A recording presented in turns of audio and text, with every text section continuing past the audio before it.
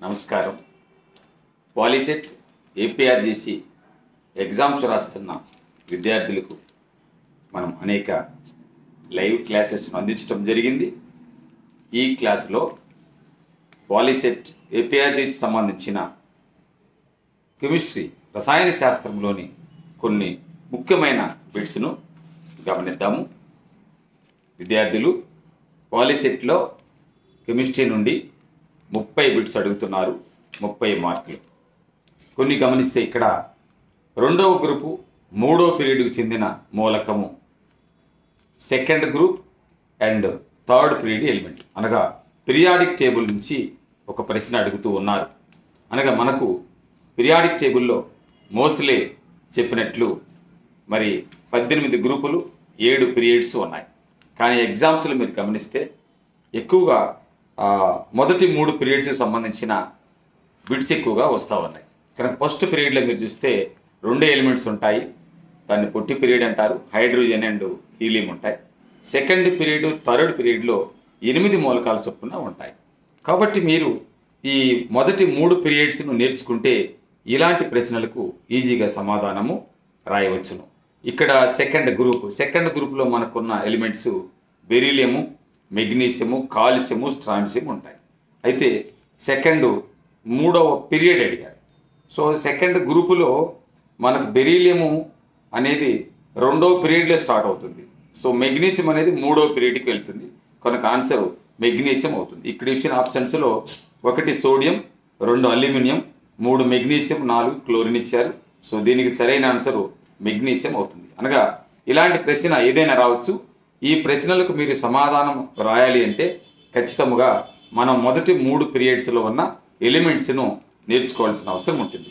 అదేవిధంగా మరోసారి పీరియాడిక్ టేబుల్లో అడిగిన విషయాలు గమనిస్తే మరి అత్యధిక స్థిరమైన మూలకాలు ఏ గ్రూపులో ఉంటాయని, అత్యధికమైన మెటల్స్ ఎక్కడ ఉంటాయని, నాన్ మెటల్స్ ఎక్కువ ఏ బ్లాక్లో ఉంటాయని, లేదా లాంథనైట్స్, యాక్టినైట్స్ను ఏ బ్లాక్ ఎలిమెంట్స్ అని పిలుస్తారని, ఇలాగ చాలాసార్లు ఎగ్జామ్స్లో అడిగిన సందర్భాలు ఉన్నాయి. ఇంకా పీరియాడిక్ టేబుల్లో గమనిస్తే పీరియాడిక్ టేబుల్ దేని ఆధారంగా రాయబడింది అంటే అటామిక్ నెంబర్, అటామిక్ వెయిట్, ఇలా దేని ఆధారంగా రాయబడిందనే అంశాలు అడిగారు. అలాగే గ్రూప్స్లో పీరియడ్స్ అనే కాన్సెప్ట్ ఉంది మనకు. కనుక ఆ ఏరియాలో గ్రూపులు పీరియడ్స్లో మనకు అటామిక్ ప్రాపర్టీస్ అనేవి ఉంటాయి, పరమాణు ధర్మాలు ఉన్నాయి. అవి atomic radius, ionisation energy, electronegativity, electro positivity, metallic nature, non metallic nature. So ఈ ధర్మాల పైన కూడా మరి బిట్స్ను అడిగిన సందర్భం ఉన్నది. అలాగే 7 గ్రూపులకు వాటికి కొన్నిటికి నేమ్స్ ఉన్నాయి పర్టికులర్గా. For example first group elements అనుకోండి, వాటిని ఆల్కలీ మెటల్స్ అని అంటారు. 2nd గ్రూప్ ఎలిమెంట్స్ను ఆల్కలీ ఎర్త్ మెటల్స్ అని చెప్తాం. సో 3rd ఏ, 4th ఏ, 5th ఏ ఇలా వాటి మొదటి మూలకాల పేర్లతోటి పిలుస్తారు. కానీ 6th ఏకు, 7th ఏకు, 8th ఏకు పర్టికులర్గా నేమ్స్ అనేవి ఉన్నాయి. ఎగ్జామ్స్లో అడిగారు. Which of the following elements are called అని కొన్ని బిట్స్ను అడిగారు. ఇక్కడ 6th A group elements are called అని అడిగారు. అంటే 6వ గ్రూప్ మూలకాలను ఏమని పిలుస్తారు? Chalcogens, oxygen family, halogens, both 1 and 2 అని చెప్పారు. సో మనకు ఇక్కడ ఆ గ్రూపులో పేర్లు చెప్పేటప్పుడు మొదటిగా 6వ గ్రూప్ మూలకాలను చాల్కోజెన్స్ అంటారు, 7వ గ్రూప్ మూలకాలను హాలోజెన్స్ అంటారు, 8వ గ్రూప్ మూలకాలను మనము ఇనర్ట్ గ్యాసెస్, నోబెల్ గ్యాసెస్ అని చెప్తాం. అయితే దానితో పాటు ఆ గ్రూపులో మొదటి ఎలిమెంట్ పేరుతో కూడా పిలుస్తారండి. కనుక మనం చాల్కోజెన్స్ ఎక్కడ స్టార్ట్ అవుతాయి అని చూస్తే ఆక్సిజన్తో స్టార్ట్ అవుతుంది. సో ఆక్సిజన్ ఫ్యామిలీ కాబట్టి ఆక్సిజన్ కుటుంబం అని కూడా పిలుస్తాము. సో దీనికి ఆన్సర్ చాల్కోజెన్ అండ్ ఆక్సిజన్ ఫ్యామిలీ 2 కలిపి చెప్తాం. అదే 7th అయినట్లయితే ఫ్లోరిన్ స్టార్ట్ అవుతుంది. Fluorine, chlorine, bromine, halogen. So వాటిని హాలోజెన్స్ అని పిలుస్తాం, ఫ్లోరిన్ ఫ్యామిలీగా చెప్తారు. ఇకపోతే మీరు లాస్ట్ గ్రూప్ ఉంది, 18వ గ్రూప్ అంటాం. 8th గ్రూప్ వాటిని 0 గ్రూప్ అని కూడా చెప్తారు ఒక్కోసారి. వీటిని ఇనర్ట్ గ్యాసెస్, నోబెల్ గ్యాసెస్ అంటాము. So more stable elements. వాటిపైన అత్యధిక స్థిరమైన ఎలక్ట్రానిక్ కాన్ఫిగరేషన్ ఏంటి అన్నప్పుడు NS2NP6గా మనం రాస్తాం. సో NS2NP6 ఎలక్ట్రానిక్ కాన్ఫిగరేషన్ ఉన్న గ్రూప్ ఎలిమెంట్స్ ఏమిటి అనొచ్చు. లేదా ఎలిమెంట్స్ గ్రూప్ కాకుండా ఆ గ్రూపులో ఏదో ఒక ఎలిమెంట్ కూడా ఇచ్చే అవకాశం ఉంటుంది. For example except helium, neon, argon, krypton, radon, xenon ఇవన్నీ కూడా NS2NP6 మరి ఎలక్ట్రానిక్ కాన్ఫిగరేషన్ ఉన్నట్టుగా చూస్తాం. అలాగే ఇక్కడ which of the following is correct statement అని పీరియాడిక్ టేబుల్ పైన అడిగారు. All S block elements are metals అని, all P block elements are metals అని, మరి ఎస్ బ్లాక్ ఎలిమెంట్స్ అన్ని నాన్ మెటల్స్ అని, పీ బ్లాక్ ఎలిమెంట్స్ అన్ని నాన్ మెటల్స్ అని ఇలాగ ఒక బిట్ని ఇచ్చారు. అంటే మనకు చూస్తున్నటువంటి ఎలిమెంట్స్లో ఏ గ్రూపు మూలకాలలో మెటల్స్ ఉంటాయి, నాన్ మెటల్స్ ఉంటాయి అనేది విషయాన్ని మనకు తెలియాలి. ఎస్ బ్లాక్లో అన్ని మెటల్సే ఉంటాయా, పీ బ్లాక్లో అన్ని నాన్ మెటల్సే ఉంటాయా? సో ఈ విషయాన్ని పరిగణించుకొని ఈ బిట్ని అడగటం జరిగింది.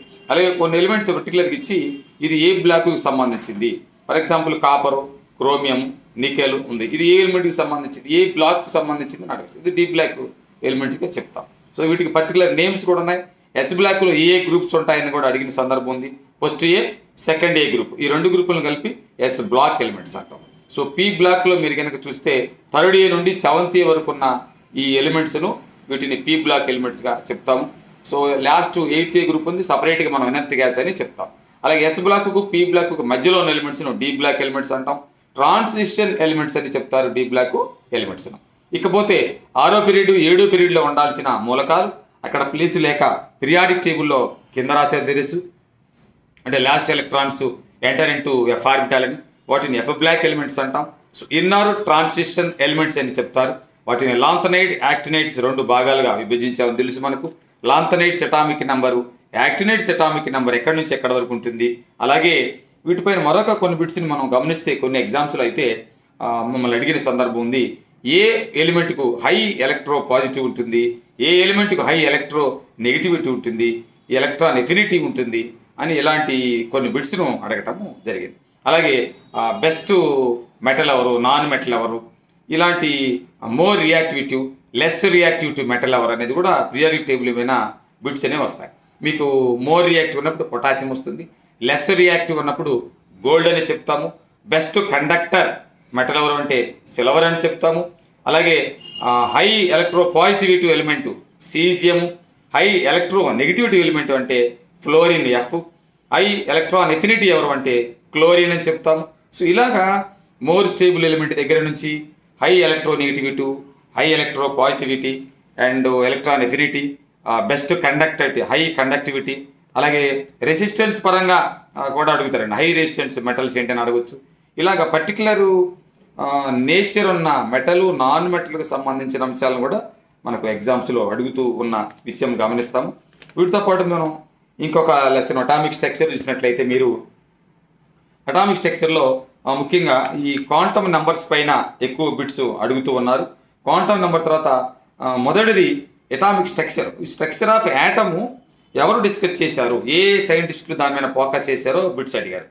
ఫస్ట్ మనకు జే థామ్సన్ చేస్తారు, next Rutherford, next Niels Bohr, Sommerfeld ఉన్నారు, లూయిస్ డీబ్రోగ్లీ ఉన్నారు, ఇర్విన్ శ్రోడింజర్ అనే సైంటిస్ట్కు ఎలక్ట్రోమాగ్నెటిక్ స్పెక్ట్రమ్స్ అనేవి ఉంటాయి. ఎలక్ట్రోమాగ్నెటిక్ వేవ్స్ అని 7 రకాలు ఉంటాయి. మీరు అక్కడ చూస్తే విబ్జ మన కంటికి కనిపించేది, అలాగే IR infrared, microwaves, radio waves అని, x rays, gamma rays, ultraviolet waves అంటాం, యూవీ రేస్ అని చెప్తాం. ఇవి రేస్ ఉంటాయి. వీటికి అన్నిటికీ కూడా వెలాసిటీ ఈక్వల్గా ఉంటుంది. దాని మీద బిట్ అడిగారు ఒకసారి, ఎలక్ట్రోమాగ్నెటిక్ స్పెక్ట్రమ్లో ఎవరికి ఎక్కువ వెలాసిటీ ఉంటుందని.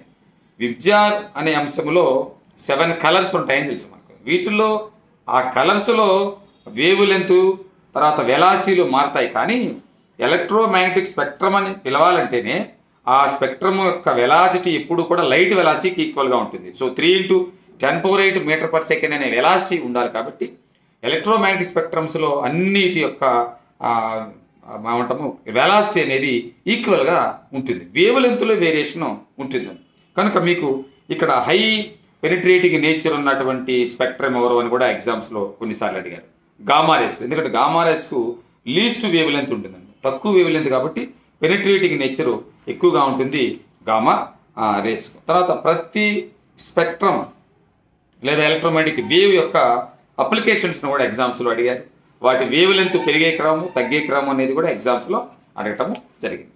దాని అలాగే మనకు ఎన్ అనేది ప్రిన్సిపల్ క్వాంటమ్ నెంబరు, ఎల్ అంటే మనకి యాంగులర్ మొమెంటం క్వాంటమ్ నెంబరు, ఎం అంటే మ్యాగ్నెటిక్ నెంబరు, ఎస్ అంటేనేమో స్పిన్ క్వాంటమ్ నెంబర్. ఈ క్వాంటమ్ నెంబర్స్ పైన వాటి వాల్యూస్, వాటి అప్లికేషన్ అంటే ప్రిన్సిపల్ కౌంటర్ నెంబర్ ఏం చెప్తుంది, యాంగులర్ మొమెంటం కౌంటర్ నెంబర్ ఏం చెప్తుంది, స్పిన్ కౌంటర్ నెంబర్ ఏం చెప్తుంది అన్న అంశాలు కూడా కొన్ని ఇక్కడ అడగటం జరిగింది. ఈ ఎలక్ట్రానిక్ కాన్ఫిగరేషన్ అనే ఒక కాన్సెప్ట్ ఉంది. ఎలక్ట్రానిక్ కాన్ఫిగరేషన్ మనం రాసేటప్పుడు మనం ఒక ఫార్ములా వాడతాం. సో ఆ ఫార్ములా NLX అనే మెథడ్ వాడతాం. అదొకటి అడిగారు బిట్టు.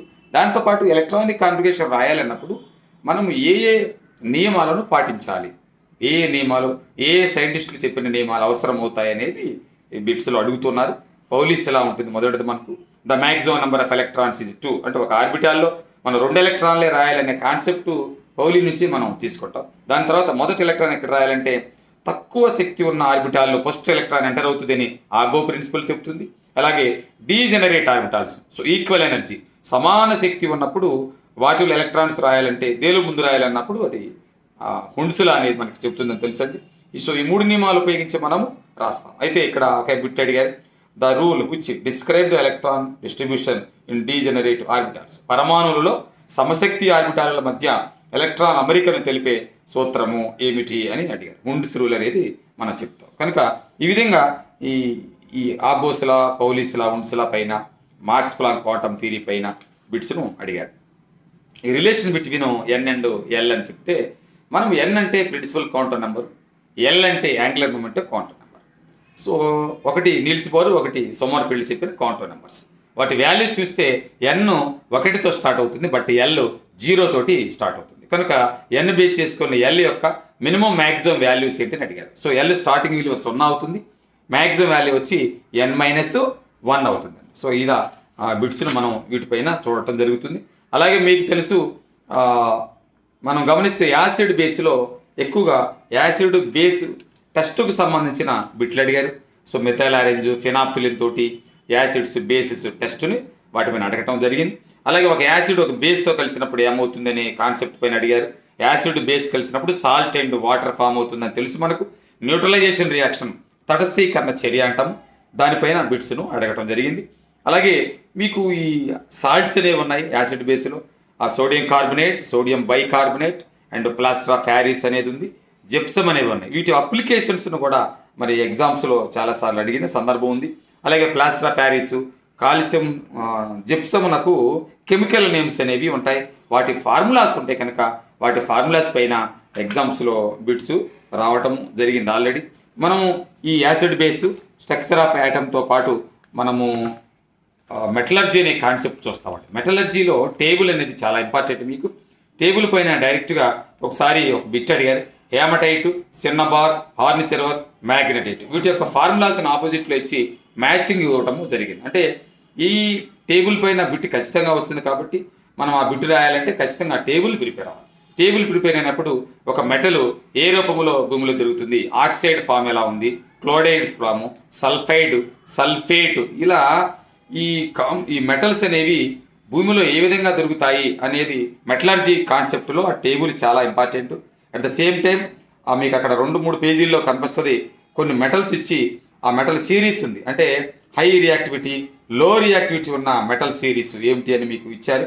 మోడరేట్ రియాక్టివిటీ, ఇక్కడ ఒక బిట్ అడిగారు. అత్యల్ప సిరియాశీలతో నమ్మకము, లెస్ లీస్ట్ రియాక్టివ్ మెటల్ ఏమిటి అని అడిగారు.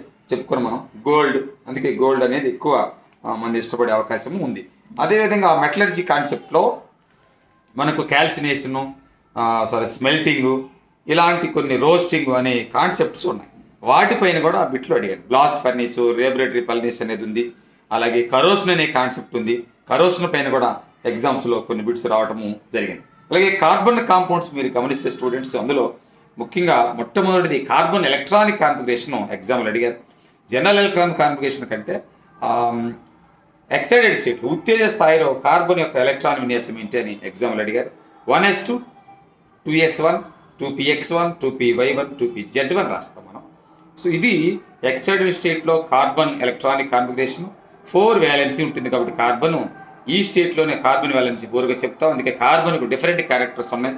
ఎలోట్రోపీ ఉంది, సాదృశ్యము అనే కాన్సెప్ట్ ఉంది, క్యాటినేషన్ అనే నేచర్ ఉంది. వీటన్నిటిపైన బిట్స్ ఎగ్జామ్స్ అడిగారు. అలాగే కార్బన్ సమ్మేళనాల్లో ఫస్ట్ కనుక్కోబడినటువంటి కాంపౌండ్ ఏంటి అని, మ్యూరియాని మొట్టమొదట ప్రయోగశాలలో కనుక్కోవటము జరిగింది. అలాగే హైడ్రోకార్బన్స్ ఉన్నాయి మనకు. ఆ హైడ్రోకార్బన్స్ యొక్క జనరల్ నేమ్స్ ఉంటాయి. ఆల్కేన్, ఆల్కీన్, ఆల్కైన్, వాటి పేర్లు, వాటి యొక్క కార్బన్ మధ్య ఉన్న బాండ్స్ని అడిగారు. అంటే సింగిల్ బాండ్ ఎవరికి ఉంటుంది, డబుల్ బాండ్ ఎవరికి ఉంటుంది, ట్రిపుల్ బాండ్ ఎవరికి ఉంటుందని. అలాగే వాటికి ఎగ్జాంపుల్స్ ఉంటాయి. ఆల్కైన్కు ఆ ఎగ్జాంపుల్స్ అడిగారు. వాటి అప్లికేషన్స్ కూడా ఉంటాయి. అంటే ఏ హైడ్రో కార్బన్ ఎక్కడెక్కడ మనం వినియోగిస్తామని అడిగారు. అలాగే మనకు అందులో ఫంక్షనల్ గ్రూప్స్, ప్రమేయ సమూహాలు ఉంటాయి. ఆ ప్రమేయ సమూహాలపైన కూడా చాలాసార్లు బిట్స్ అడిగారు. అంటే alcohol group, ఆల్డిహైడు, acid, ester, కీటోను, ఎమీను, amide పైన బిట్స్ను అడుగుతూ జరిగింది. అందులో కొంచెం డిఫరెంట్గా అడిగిన బిట్స్ ఏంటంటే ఐయుప్యాక్ నేమ్, హైడ్రోకార్బన్స్కు ఐయుప్యాక్ నేమ్స్ అనేవి ఉంటాయి. మనం ఒక సపరేట్ వీడియో కూడా మీకు చేసిన ఐయుప్యాక్ నేమ్, ఆ ఐయుప్యాక్ నేమ్ ఎలా పెట్టాలనేది అడగటము జరిగింది. అలాగే మెటలర్జీలో మనం చూస్తే సిల్వర్ అనే కాన్సెప్ట్ ఉంటుంది. సిల్వర్కు మరి గాలి తగిలినప్పుడు అది నల్ల రంగు మారింది, దానికి ఫార్ములా ఏంటి అని అడిగారు. అంటే సిల్వర్ జనరల్గా కరోషన్ జరిగినప్పుడు బ్లాక్ కలర్ వస్తుంది, AgTS, సిల్వర్ సల్ఫైడ్ ఏర్పడుతుంది. అంటే హైడ్రోజన్ సల్ఫైడ్తో కలిసి AgTS ఏర్పడుతుంది. సిల్వర్ సల్ఫైడ్ అనేది బ్లాక్ కలర్గా దానిని మనం చెప్తూ ఉంటాం. అడిగినటువంటి అనే కాన్సెప్ట్ ఉంది. సో ఈ కెమికల్ బాండ్లో మీరు చూసినట్లయితే అయానిక్ బాండ్కి ఎగ్జాంపుల్స్, అయానిక్ బాండ్ ఎలా ఏర్పడుతుంది అనే బిట్స్ ఎగ్జామ్లో అడిగారు. కోవలెంట్ బాండ్ ఉంది రెండోది. మనకు కోవలెంట్ బాండ్లో మనకు ఈ సిగ్మా పై బాండ్స్ ఉంటుంది. సో సిగ్మా బాండ్ ఎలా ఏర్పడుతుంది, end on end overlap sigma bond అని, side by side overlap and pi bond అని చెప్తాం. అలాగే సిగ్మా పై బాండ్స్లో ఏది స్ట్రాంగ్ ఏది వీక్ అని ఎగ్జామ్స్లో అడిగారు. కోవలెంట్ బాండ్స్లో చాలా మాలిక్యూల్స్ ఉంటాయి కదండి. ఆ మాలిక్యూల్స్ యొక్క హైబ్రిడేషన్ ఎలా ఉంటుంది, బాండ్ యాంగిల్ ఎంత ఉంటుంది, ఏ షేపులో ఉంటుంది, ఎన్ని సిగ్మా బాండ్స్ ఉంటాయి, ఎన్ని పై బాండ్స్ ఉంటాయని ఎగ్జాంపుల్ అడిగారు. For example the shape of molecule with 4 bonds pair 0 lone pair అని అడిగారు. అంటే ఏ షేప్లో ఉంటుంది అంటే ఇది యాక్చువల్గా మీథేన్కి సంబంధించింది.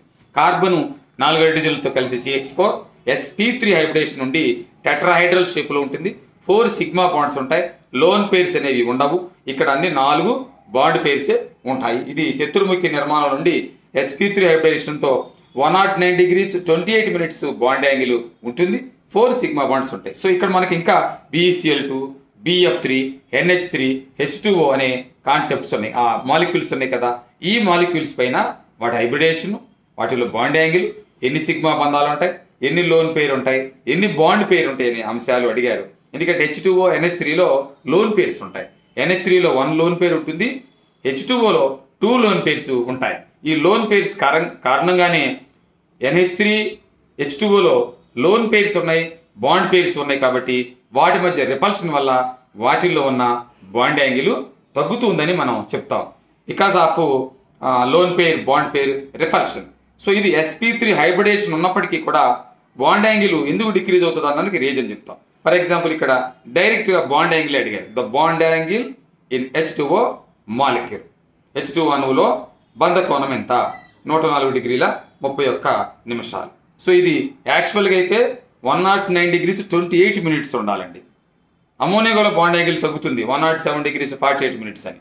ఇవన్నీ కారణం ఏంటి అన్నప్పుడు లోన్ పేరుకి బాండ్ పేరుకి మధ్య ఉన్న రిపల్స్ లాంథనైడ్స్ అనేవి ఎవరు అని అడిగారు ఎగ్జామ్లో. అంటే S block, 2 P block, 3 D block, 4 F block. అంటే లాంథనైడ్స్ ఎవరికి సంబంధించినవి అంటే F బ్లాక్కు సంబంధించినవి. ఆధునిక ఆవర్తన పట్టికలో 3వ పీరియడ్లో ఎన్ని మూలకాలు ఉంటాయి? సో మోడర్న్ పీరియాడిక్ టేబుల్లో 3rd పీరియడ్ ఎలిమెంట్స్ అనండి. 2nd, 3rd 2 పీరియడ్స్లోనూ 8 ఎలిమెంట్సే ఉంటాయి మనకు తెలుసు. లాంగెస్ట్ పీరియడ్ వచ్చి 6వ పీరియడ్ అని చెప్తాం. షార్టెస్ట్ పీరియడ్ 1st పీరియడ్ చెప్తాం, 2 ఎలిమెంట్స్ ఉంటాయి.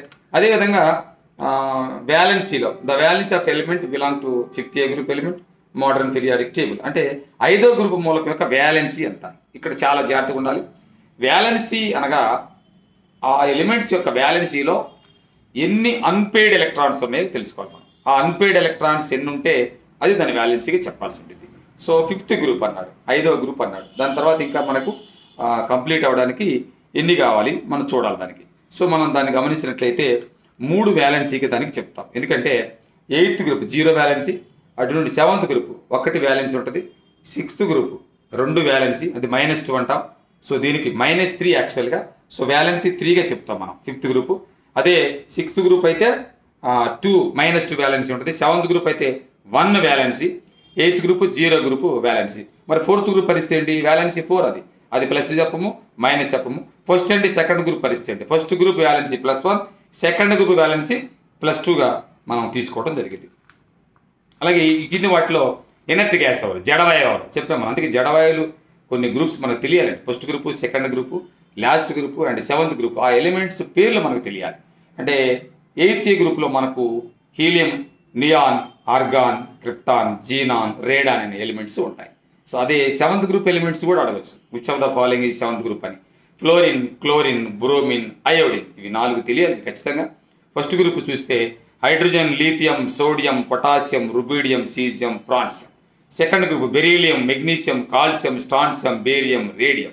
సో ఈ 1, 2 and 7th and 8th group element తెలిస్తే ఒక బిట్ని మీరు చెప్పగలరు. చాలా సులభముగా ఈజీగా పరీక్షల్లో ఎక్కువ మార్కులు తెచ్చుకోగలిగినటువంటిది ఏమిటి అంటే మనము కెమిస్ట్రీ పార్ట్ 30 ఈజీగా వస్తాయి. ఎందుకంటే చాలా డైరెక్ట్ బిట్స్ ఉంటాయండి అన్ని. కొద్దిగా మనం టెక్స్ట్ బుక్ని ఒక బిట్టు ఏ ఏరియా నుండి వస్తుందో ఆ ఏరియా చదివితే సరిపోతుంది. నైట్రోజన్లో ట్రిపుల్ బాండ్ కదా, మరి ఏ బాండ్స్ ఉంటాయని అడిగారు. ఏ బాండ్స్ ఉంటాయంటే ఒక సిగ్మా ఉండుద్ది, 2 పై బాండ్స్ ఉంటాయి. O2 అయితే ఒక సిగ్మా, ఒక పై బాండ్ ఉంటుంది. కానీ ఒక మాలిక్యూల్ ఇచ్చి ఎన్ని సిగ్మాలు ఎన్ని. కాబట్టి స్టూడెంట్స్ మీకు ప్రతిరోజు ఒక ఎగ్జామ్స్ వరకు ఒక లైవ్ క్లాస్ ఈ విధంగా ఇవ్వబోతూ ఉన్నాను. ఇంకా మీరు మన ఛానల్ సబ్స్క్రైబ్ చేసుకుంటే ఆ లైవ్ మీకు వస్తుంది. దాన్ని బట్టి మీరు ఈజీగా పరీక్షల్లో విజయము సాధించగలుగుతారు. సో ఫిజిక్స్ ఈరోజు కెమిస్ట్రీ విషయం, రేపు క్లాసులో ఫిజిక్స్లో ఇంపార్టెంట్ బిట్స్ ఎలా ఉన్నాయి అనేది చూద్దాం. ఎందుకంటే ఫిజిక్స్ మనకు 40 బిట్లు వస్తాయి కాబట్టి వాటిని మనం పరిశీలిపోతున్నాను. ఇప్పుడు కెమిస్ట్రీ డిస్కస్ చేసాం కదా, నెక్స్ట్ క్లాస్లో ఫిజిక్స్లో ఈ పాలిసెట్లో ఎలాంటి బిట్స్ ఇప్పటి వరకు అడిగారో చూద్దాము. వాటిని నెక్స్ట్ క్లాస్ అందిస్తాను. అందరూ సబ్స్క్రైబ్ చేసుకొని అనేక మందికి పంపించి లైక్ చేయండి. అప్పుడు ఈ ఛానల్ ద్వారా ఎక్కువ మందికి ఈ నాలెడ్జి అందే అవకాశము ఉంటుంది.